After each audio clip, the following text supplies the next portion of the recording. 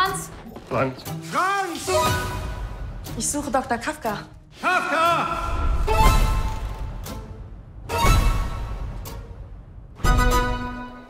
Vous imaginez mon excitation à l'idée d'aller voir le film d'Agnieszka Holland sur Kafka, intitulé Franz K. Encore imprégnée de la magnifique biographie de Rainer Stack qu'elle avait sûrement lue comme moi, je me demandais quelle partie allait en tirer la grande cinéaste polonaise, ex-collaboratrice d'Andrzej Wajda.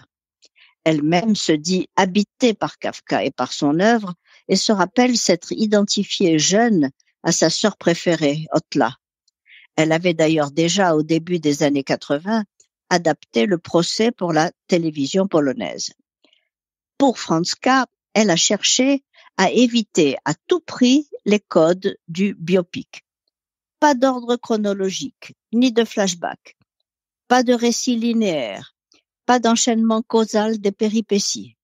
Quant à la voix off, elle est répartie chez différents narrateurs qui donnent chacun leur point de vue sur cet être hors du commun.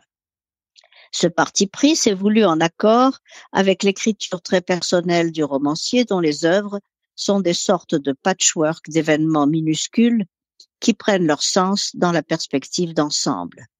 Le film, comme l'œuvre, a pris forme au montage de ces fragments, de ces perceptions variées. Un peu comme Citizen Kane d'Orson Welles, à la structure beaucoup moins éclatée cependant.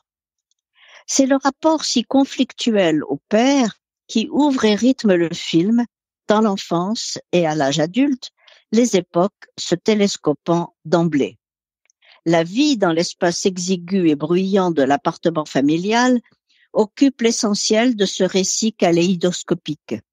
Se succèdent, en courtes séquences, les visages de la mère, tendre mais soumise, et des sœurs bien-aimées, toutes sous la coupe du tyran domestique.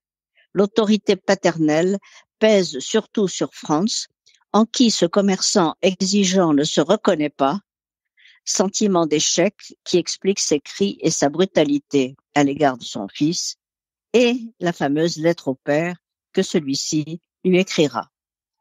Les spectateurs qui iront voir ce film sans connaître la vie de Kafka auront du mal à comprendre l'identité et le rôle des personnages et le film des événements.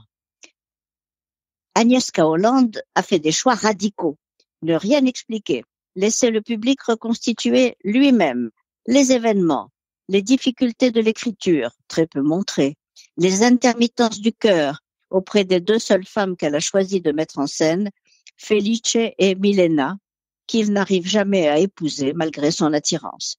La grande peur de la vie commune est en réalité, pour ce garçon qui a toujours vécu en famille, celle de ne jamais pouvoir obtenir le calme et le silence propices à l'écriture. Le film, difficile, complexe, ressemble finalement à une mosaïque de lieux communs, avec quelques bonnes idées, comme celle de montrer l'appétit des touristes actuels pour tout objet, toute information qui pourrait le rapprocher de Kafka. L'écrivain mutique et solitaire, devenu objet de consommation et star du show business du tourisme international, est un paradoxe intéressant qui fait penser à la mise en scène du Don Quichotte de Wells. En revanche, je n'approuve pas l'adaptation scénique de la colonie pénitentiaire d'une violence insoutenable. Sa lecture aurait suffi.